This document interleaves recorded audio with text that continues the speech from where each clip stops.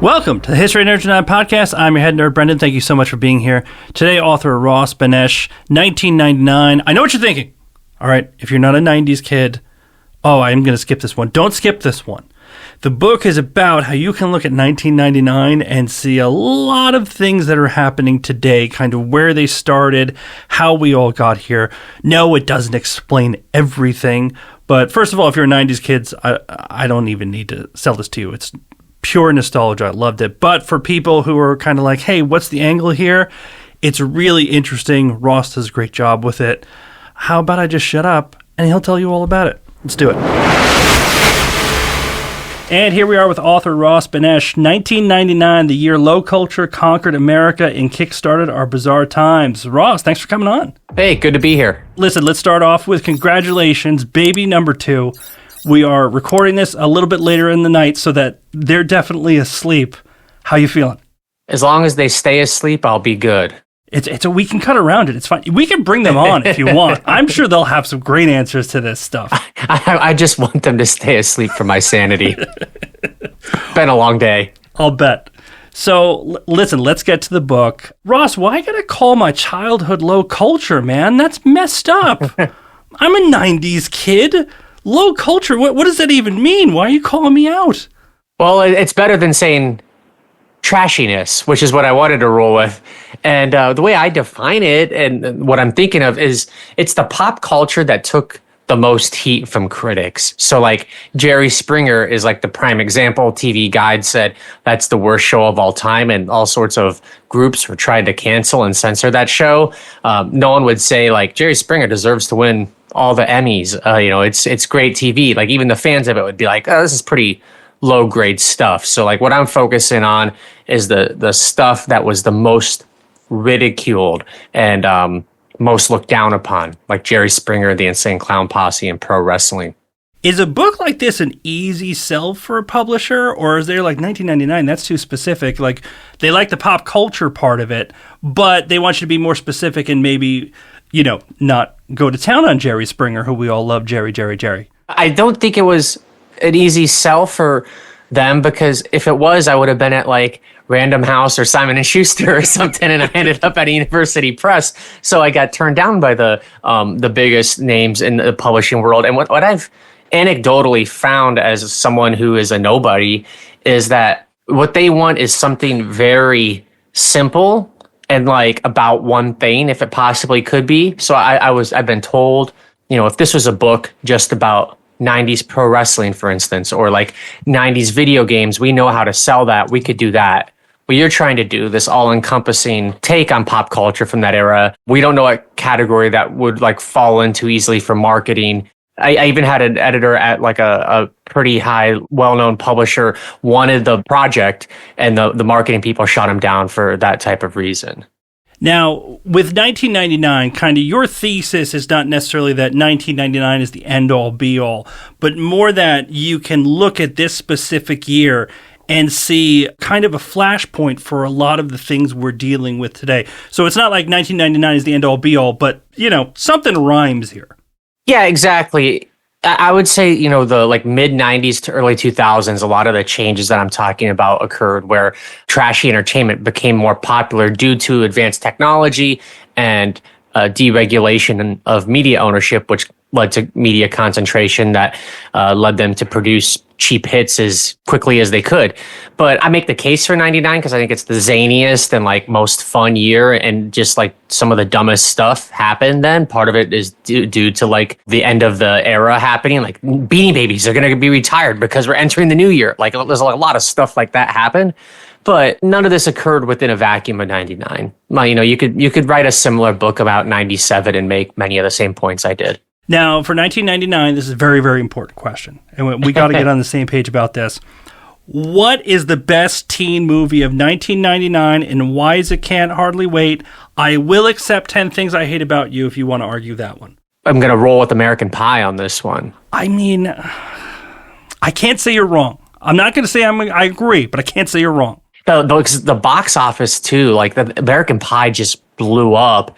they made a whole franchise out of that one movie of that dude doing the pie. I mean, they had like direct to DVD movies with Eugene Levy like 15 years later. They were still doing it. It was crazy. But that year, I'm going with American Pie. I think you named two good other movies. You know, you also had She's All That, Teaching Miss Tingle, Jawbreaker. Some people would say Election and Rushmore are even teen movies in their own way. So it was a banner year for young people at the cinema.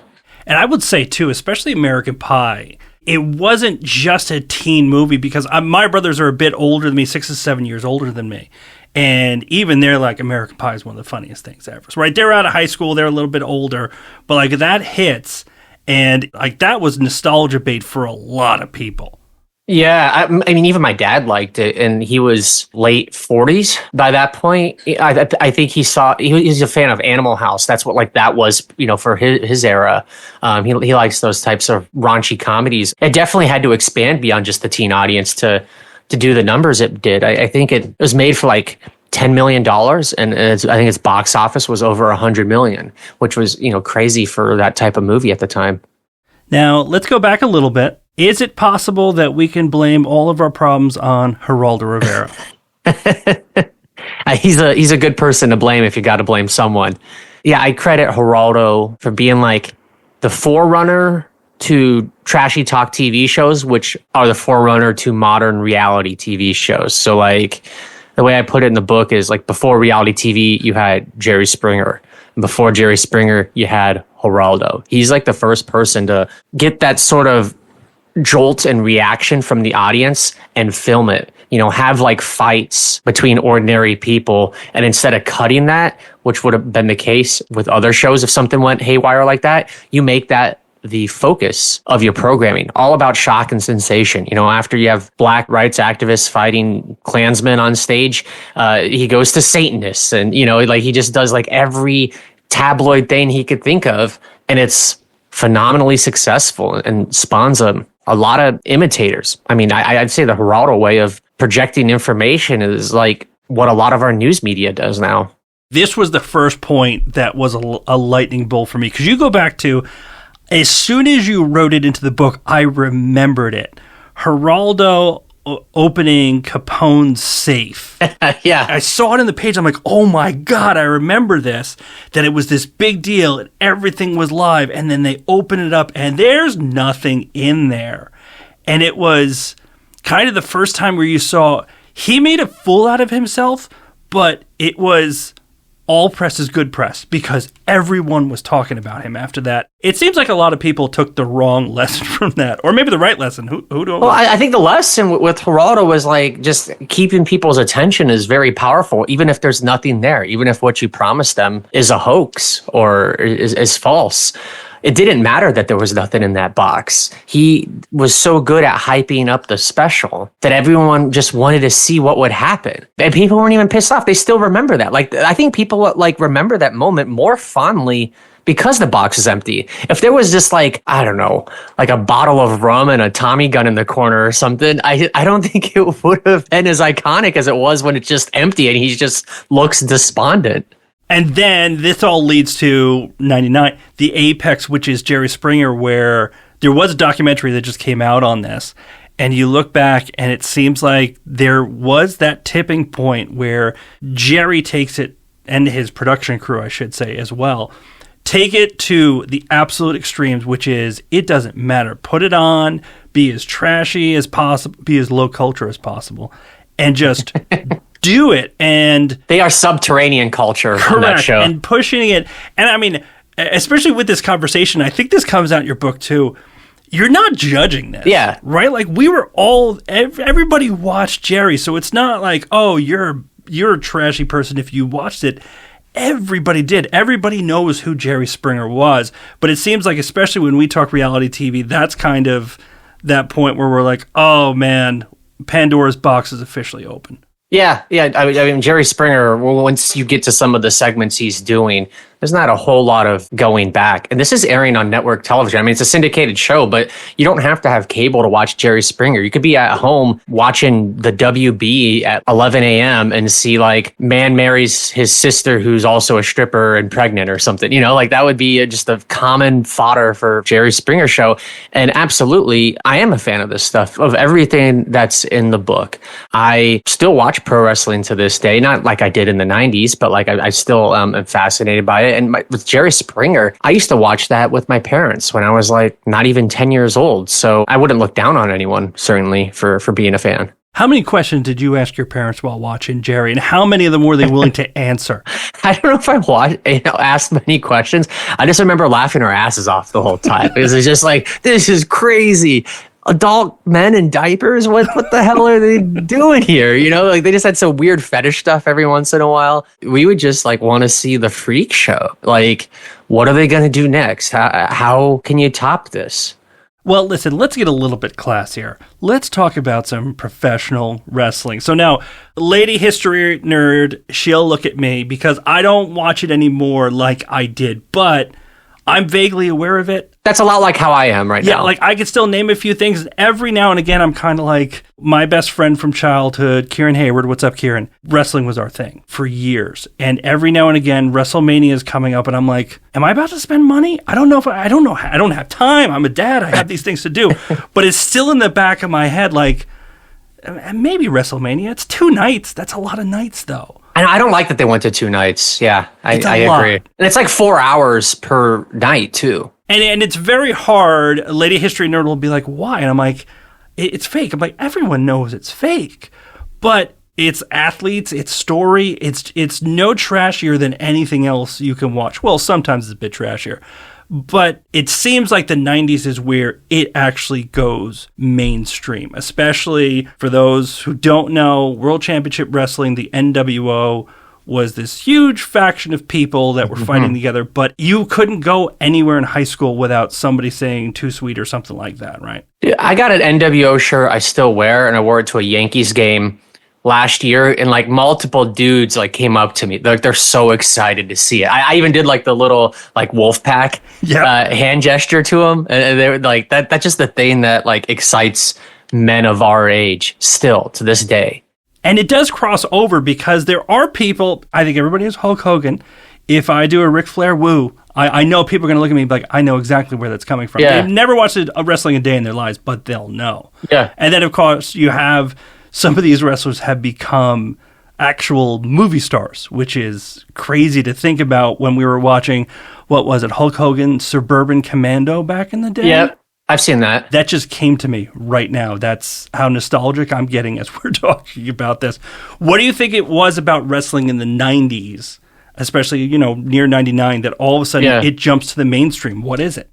And just to give your listeners some context about how mainstream it was, Raw had an episode in 99 where over 10 million people watched.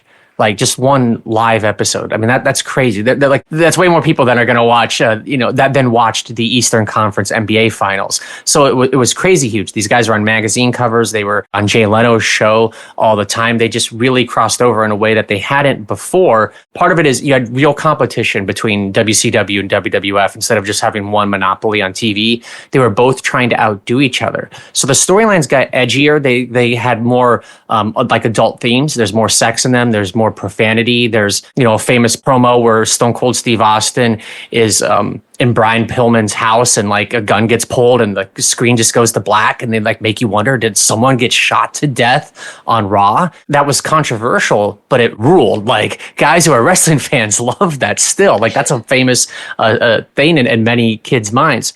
I think the competition, like I said, it was one part of it.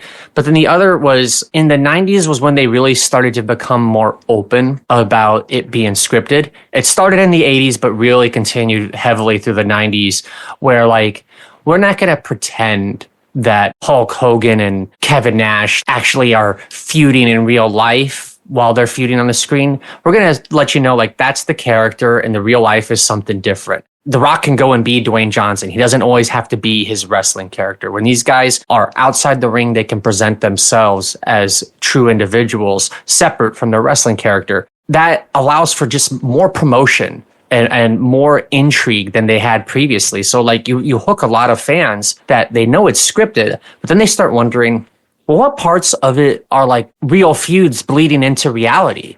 You know, because some of that is like when Hulk in the Bash at the Beach 2000 with Hulk Hogan, Vince Russo gets in the ring and just starts shouting obscenities at him and saying how terrible he is and that he's ruining the company. Like half of that was not scripted. Like half of that was Vince Russo going off on Hulk Hogan, and he filed a lawsuit and he never wrestled for the company again. Fans became obsessed over that stuff. In the 80s, you wouldn't have had that because it would have just been all scripted. You would have never saw the Ultimate Warrior outside of him being the Ultimate Warrior. But now you were able to build intrigue in a new way. And it kind of goes along with the theme we were just talking about, Jerry, which is they also were willing to mine stuff that wasn't allowed before, that people wouldn't do, that they would cut to black on. Now all of a sudden they're like, no, let's low culture. Let's keep going lower. And the people loved it. Yeah. Are you familiar with the phrase choppy, choppy, wee wee? I've not heard that one before. Oh, so there is a scene in, I don't know which year, I don't know if this is actually 99, but it's sometime in the late 90s. There's a segment on Raw where Val Venus. Oh, yes. Yeah, he was the porn star character that would say, hello, ladies. And that was his whole gimmick. His whole gimmick was just like, he's just crazy, overtly sexual all the time. Pretty one-dimensional guy. And he gets involved in this convoluted, I don't know if it's an affair, you could call it a tryst, but he's being held hostage by these Asian guys, and one of them's got a samurai sword, and he says, choppy, choppy, wee wee, and he's going to castrate Val Venus with the samurai sword, but then he's saved by John Wayne Bobbitt, who was castrated in real life and was a tabloid sensation. Yep, I remember. Once you said it, now I remember. So for those listening, you're thinking, well, that sounds both disgusting and racist. Yes. Yes, it was. Yeah, it's not even on Peacock anymore. I think they like removed it from the WWE network. And some things I'm like, yeah, that shouldn't see the light of day again. That's one of those where I'm like, we don't need that. Like, we remember it, but we'll just talk about that like it's a legend. There was a lot of that, and it's amazing because again, I went into this book and I'm kind of like, okay, but like 99, the 90s were nothing. Let's see what Ross can surprise me with, and it just, you build this tapestry of, oh wait, like the 90s were something. They were a gateway to something. And it's kind of across everything. Let's think about music for a second. Like, what's a band or a group that I can come up with? Maybe somebody that a kid growing up in Nebraska might fall in love with. How about Insane Clown Posse? You ever heard of them? You ever heard of them? Oh, yeah. I'm down with the clowns. Not everyone's going to know this. These are, it's rappers? Yeah, I'd say rappers. They wear clown makeup, and they have their fans called Juggalos. And they got, well, let's just say a bad rap. Rightly or wrongly, I'd love to hear your thoughts on this. But what was it about ICP that kind of drew you in, and what do you see about the kind of the culture that they created as a band? Well, I got introduced to ICP in an interesting way. My buddy's much older meth head cousin was just like always at his house, being unemployed and sleeping at weird hours. And so like we're like 9 years old at the time, and he's probably almost pushing 30, like in his late 20s. And I had a lot of great conversations with him though. Like he would just always show us stuff that like our parents would not want us to see, you know, like we'd be up really late and he'd be up really late and we'd watch old pro wrestling or something, or maybe he would show us Faces of Death, stuff like that. But he showed us ICP and we were already rap fans. Like I liked Eazy-E and NWA, Eminem was coming up at that time, Master P, I liked a lot of those rap and hip hop artists of the 90s, still do. And when he showed us ICP, it was like really interesting to me that they had this cartoon characters on their album covers, kind of silly, but yet the branding was like all consistent. And they just had this whole universe they could kind of suck you into, because it was like loosely themed concept albums, and they had a whole row of them at the time. I thought that was very interesting, rather than just, here's your typical rap album. I'm just going to sing about all the great sex and all the money I'm having. This is like, what the hell's the Great Milenko? Why are we talking about black magic? This is just very strange and trippy. I didn't think like the music was the best, even then, listening to it, even as a kid, like I'd say like Eminem or Ice Cube, like they're like way more talented on the microphone than these guys. but I'm entertained as hell. They're just saying goofy stuff. But I didn't take it too seriously. Some people did. Some people were really offended. But it was like, a box of horrors, like Low Rent Carnival, put on a disc, and we were just like drawn into it. At the time, like USA Today said they had the worst album of all time. Blender Magazine said they're the worst band of all time. They did some actual bad shit, like not paying vendors, like assaulting people. Like there is unsavory things in their past for sure, but we didn't care. We're just hicks. We're just kids. We're just entertained. What's interesting about ICP, given this is a history podcast, is they get famous because, not solely because, but their fame is catapulted because Disney kicks them off of their label at a time when Southern Baptists were protesting Disney for being too gay friendly. Disney starts to purge some of the stuff that's like more indecent.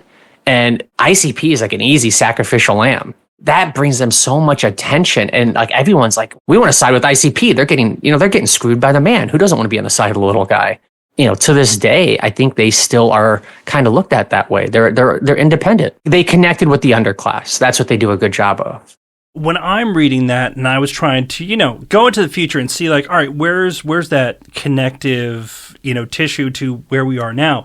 And I'm not a fan of the Kardashians. I don't watch anything. And people are like, right, Kim Kardashian, like, she doesn't have any talent or something like that. I'm not saying that, people don't at me. I'm just giving an example.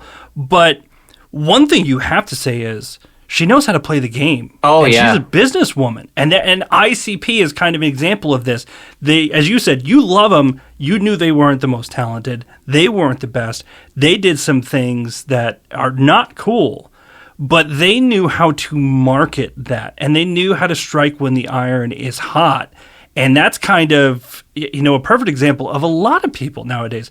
Yeah, they get the most out of the least. No band has done more with less talent than them. And I mean that as a compliment, not even a backhanded one, even though I think they'd appreciate it. I think they'd agree.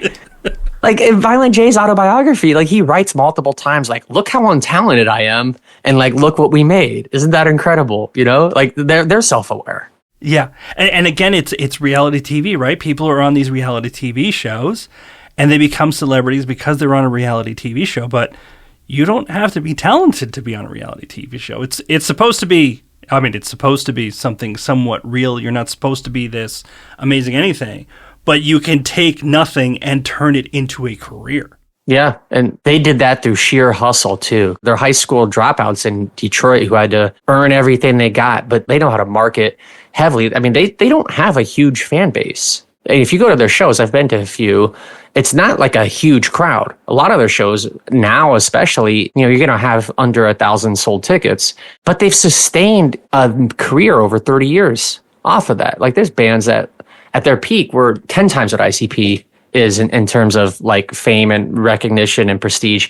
And they crumbled shortly after that. So what you're saying is if a 90s kid has a choice between a Backstreet Boys concert and an ICP concert, you're telling ICP all the way.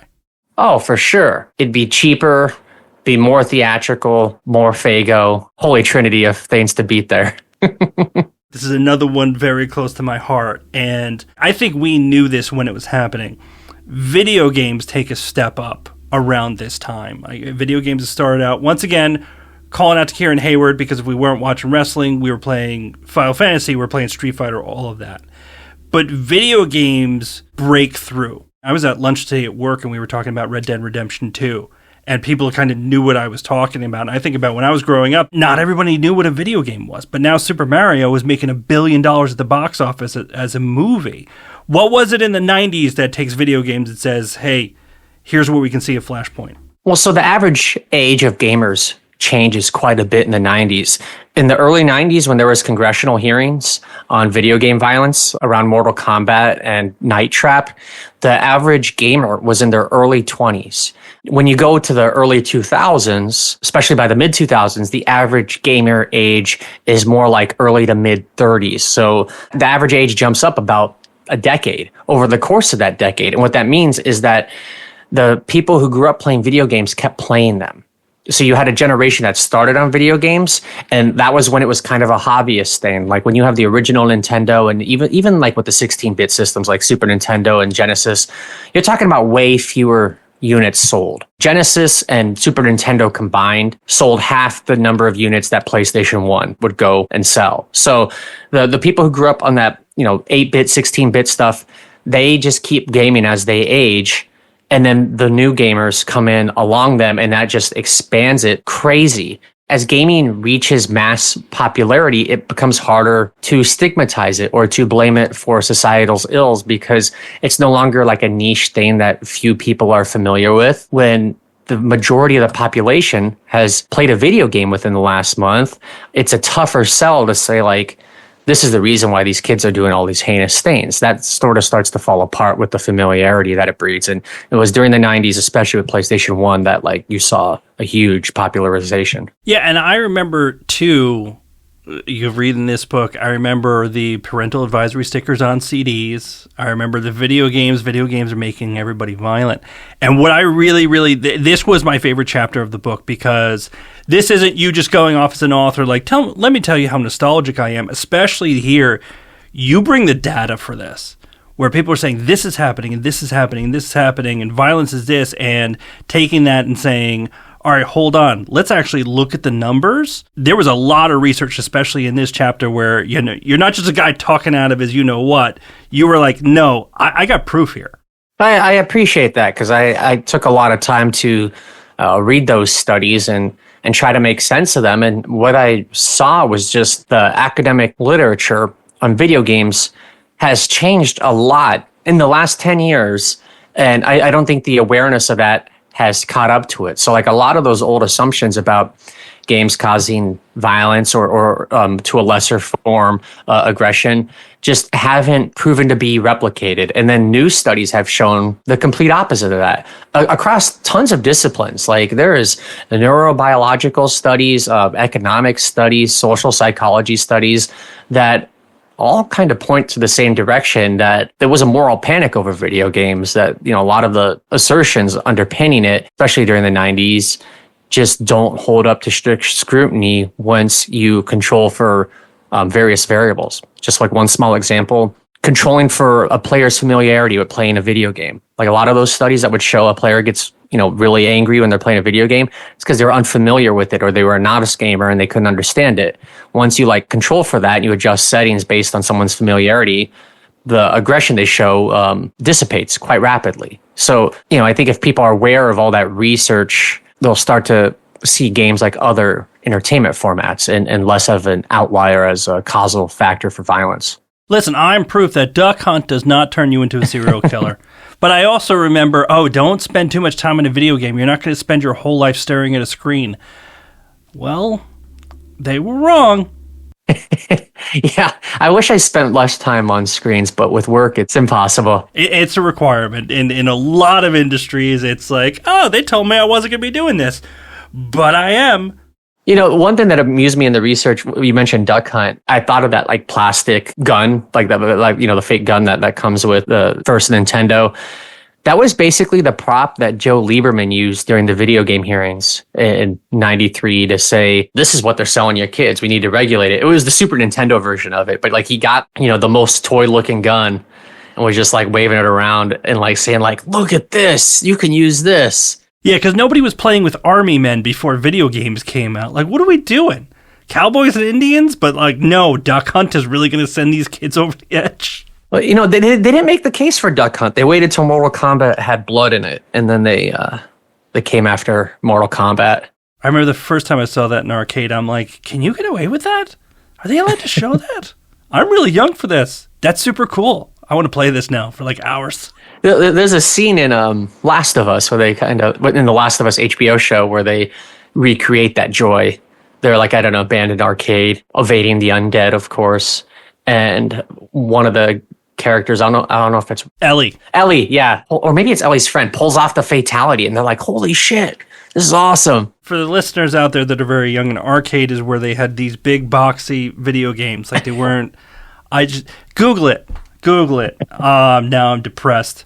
Ross, question for you. Let's move away from the book. I love asking authors this, right? Do you have time to read a lot of nonfiction yourself? Like history nerds, we love hearing about, if you read history books, if you're diving into this, or can you really just do it? You're researching whatever your next article or book is, or if you want to skip that one completely, do you have non-history author friends that you want to plug right now? Well, so I can kind of answer both at the same time here. So I do generally want to read a bunch of nonfiction. That's the type of stuff I most enjoy, even if I'm not writing a book. I only am able to read for enjoyment when I'm in between books. Let's say like the last 2 years, probably. I've kind of only read about 90s related things. And some of that is enjoyable. Like I read the Beanie Baby book by Zach Bissonette, and that was a great book. But then I read a lot of other stuff that kind of sucked, and I just needed the information because I was researching the topic. Same thing when I wrote Rural Rebellion about Nebraska politics. Like I'm reading a lot of nonfiction. I don't need to read Senator Chuck Hagel's second memoir. I mean, I did need to read it, but I wouldn't have done that in my spare time. But when I have a breather, a book publishes before I start another one, I probably have 6 months to a year where I'm actually reading for enjoyment again. And there are authors that I like. One of them is a friend who did just publish a history-related book, A.J. Jacobs. He does these books that are like part history, part memoir, part stunt journalism. And the one he did recently was The Year of Living Constitutionally, where he spends a year trying to live out the U.S. Constitution as literally as possible. His best book is The Year of Living Biblically, where he does the same thing, but with Old Testament verses. Oh, good Lord. Was he arrested multiple times? He threw pebbles at people rather than stoning them with Yeah, that's probably. Yeah, he had to be realistic within the confines of a modern society and how to execute some of those commands. Because even the most religious people will say, you got to be real careful with that book and how you're translating it in it can go some wrong ways if you're not careful with it. Yeah, he does a good job of showing some humorous side of it, and then still helping you appreciate the history without committing a crime. Yeah, that's good. Good.